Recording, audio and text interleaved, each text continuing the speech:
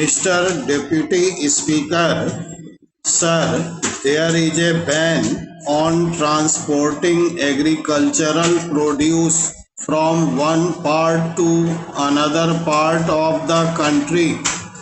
During the last session, the Honorable Minister had announced that this ban will be lifted, but it has not been done till now. The farmers are unable to take their produce to any part of the country as a result of total neglect towards agriculture. The allocation given to this field has decreased from 4% to 3% in the annual plan outlay. The allocation for National Bank for Agriculture and Rural Development is going down in every annual plan in comparison to the annual plan of 1992 to 93. Similarly, only 6% amount has been provided for loans and electricity.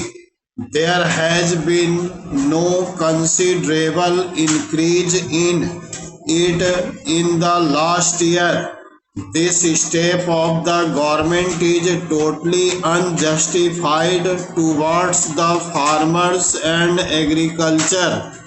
The continuous decrease in the groundwater level is also a matter of grave concern.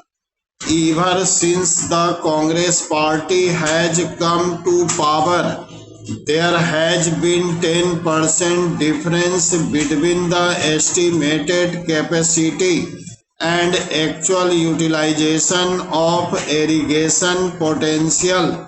If this gap had been filled, it would have increased the food grain production. Not only our country would have become self-reliant in food grains, but it would have been also able to export them.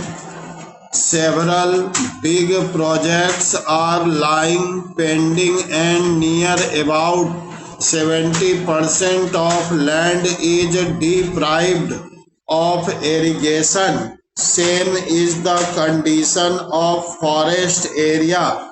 Also, wherever there are Congress governments, they have grossly violated the interest of the farmers. The network of multinational companies is spreading in our country, which will create problems for the farmers. Their interests are being mortgaged in the hands of foreign powers. Due to this reason, the country is becoming dependent on others and it can jeopardize our political and social freedom. Parachin. Mr. Deputy Speaker, sir, it is bad luck that our farmers are not organized today, but the day they become organized, they can revolt. Since the time this Congress government has been formed, it is not even ready to accept rightful demands unless such activities as sabotage, economic blockade, and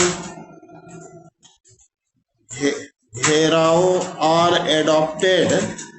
The government is not able to understand the problem. So I would like the government not to create so much problem for the farmers that they are compelled to revolt.